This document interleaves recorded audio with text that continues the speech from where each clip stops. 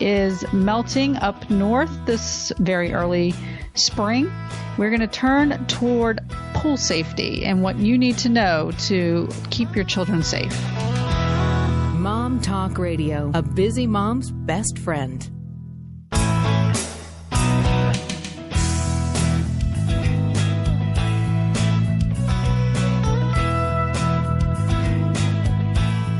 As a mother in Florida, I know how important pool safety is. It's actually the number one accidental killer of children in our state, and right behind car accidents, if not tied with car accidents, unfortunately.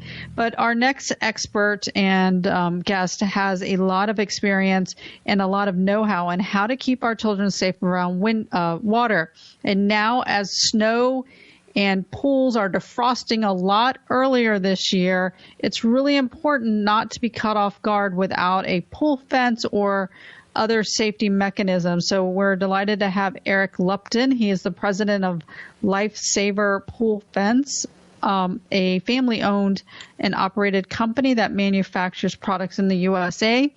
They are the nation's largest pool fence company in the world and the only one recognized by the U.S. Consumer Product Safety Commission. And he is also the vice president of the National Drowning Prevention Alliance. So I'm excited to have him here. Welcome, Eric, to Mom Talk Radio. Thank you very much. That was quite the introduction. Oh, well, I'm glad to have you because, you know, I really believe that, you know, it's 73 degrees in Chicago and, you know, we're thinking snow, but there could be dangers in the water that's accumulating and melting there, you know, as the summer and the spring come a little earlier. Yeah, you know, we normally think of drowning and drowning prevention as a summertime issue. But with cooler weather or warmer weather, depending upon where you are in the country, you know, we tend to open up the back doors and windows, you know, to let in that nice cool weather or nice warm weather, depending upon where you are. And, you know, that leaves a perfect opportunity for children who either can crawl or you didn't know could crawl to make their way out into the backyard and into the pool. Yeah, or even those kids that can walk. So how do we keep our kids safe? You know, the most important thing is to focus on layers of protection, right? There's no way to make any child 100% drown-proof, but with enough layers of protection, you can get as close to a fail-safe system as possible. So those layers that we typically recommend, the first one is always going to be parent supervision. Parent supervision is always the most important thing you can do to prevent your child from drowning. The second one is going to be high locks on all the doors and windows that lead to the pool, and also alarming those doors and windows that lead to the pool. Sometimes you can do that with a home security system. There's products out there on the market that you can attach to doors and windows that will make them alarm if they open up. You know, you want to make sure that all the entryways to the pool are covered. The third thing is going to be a barrier, some kind of fence between the home and the pool. Obviously, that's the product we make.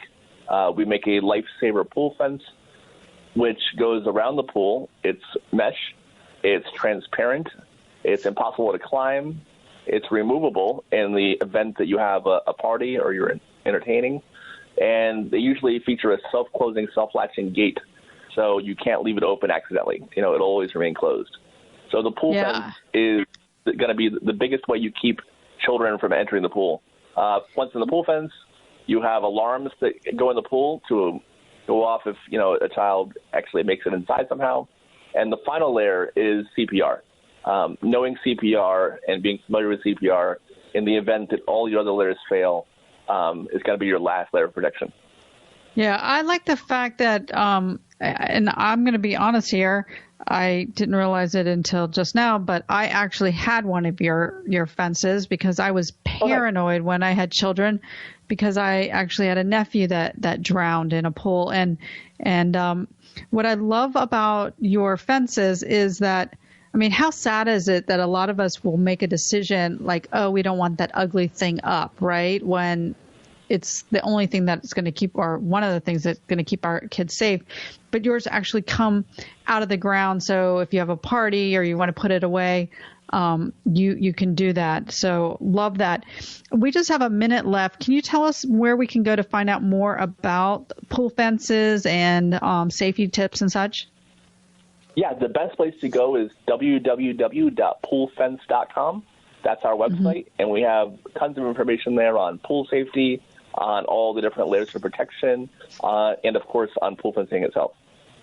Well, thank you, Eric, so much for joining us. Remember, you guys, it's just not worth it. Get the pool fence, put it up, and save your baby in your child's life. Because, listen, your kids might not know how to swim, but the kid coming into your yard might not, or the next guest you have. I'm Maria Bailey with Mom Talk Radio. Thank you for joining us this week, and we'll see you again next week.